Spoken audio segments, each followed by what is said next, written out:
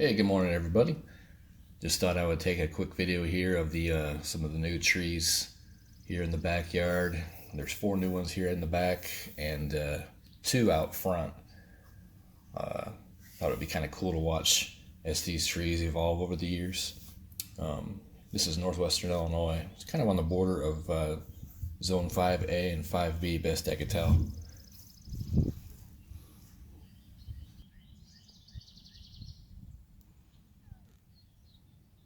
Alright, it's July 19th, 2021, and the first tree here in the backyard is a wildfire black gum.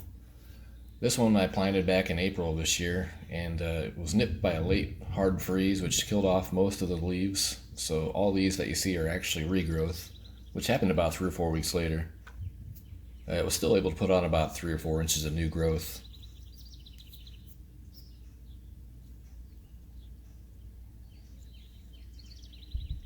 That's a weather station behind the tree, by the way, in case anybody's wondering.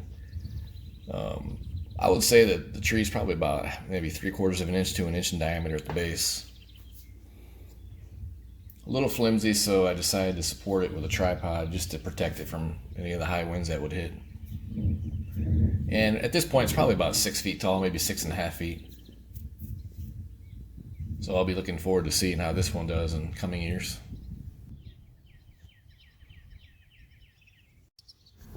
Here's a northern red oak.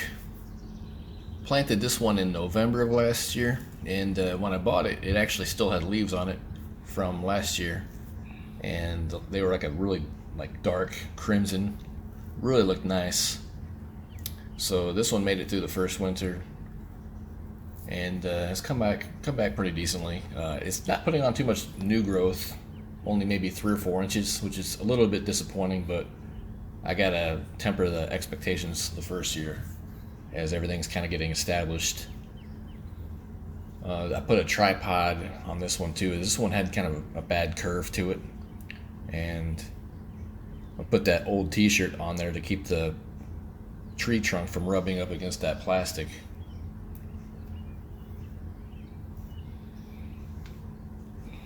The leaves look kind of spotted and blotchy in color, but we've had some drought type conditions here earlier this summer, so I had to get by on just well water. So not too worried about it.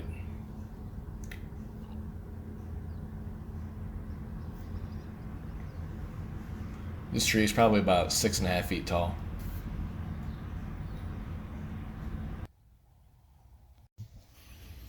Here we have a white oak.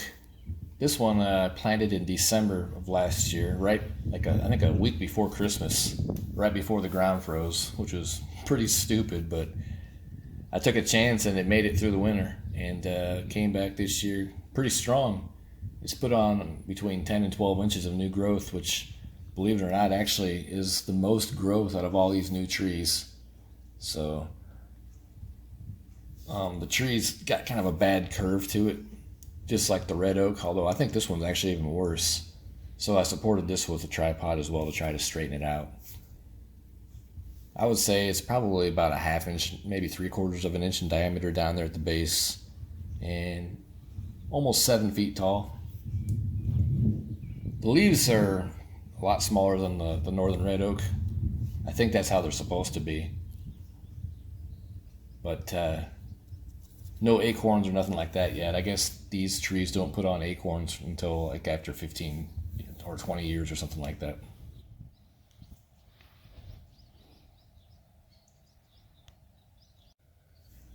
This here's the sad, really sad looking sugar maple.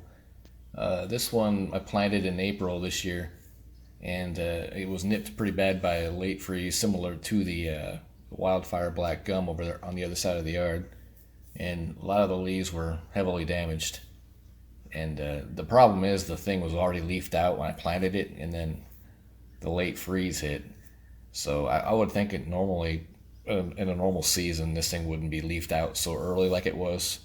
So I think that's one of the problems. But it's got a nice firm straight trunk, probably over an inch in diameter and about 7 feet tall. So I look forward to this one coming back pretty strong next year. I think it's holding its own now. This one doesn't even need any support. It's pretty strong and obviously pretty straight.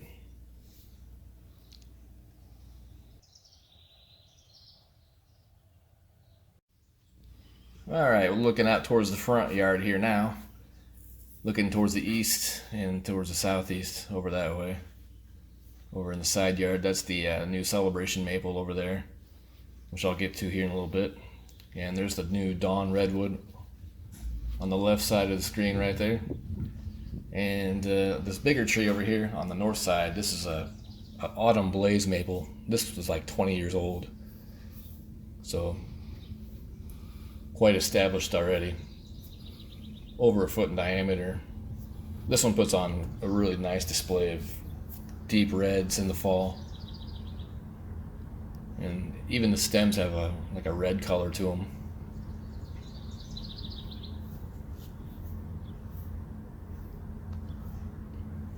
And here's the dawn redwood over here, and I planted this one just a couple months ago in mid-May, and immediately after I planted it, a lot of the needles dried up and died off and fell off.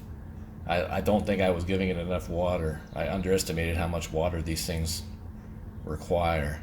So I just started flooding it with lots of water on maybe every 3-day type basis, and boy, this thing's come back pretty strong. It probably doesn't look all that great to the viewer, but if you would have seen what this thing looked like about a month ago, it looked really sad. So it's made a strong comeback, and I think it's a good sign that it's gonna take off pretty good. Really a cool tree. It's got these little soft needles, and this one's only about 5 feet tall, but they put on between 3 and 5 feet of growth a year, I guess. So this should really take off in coming years. So I'll be looking forward to watching that.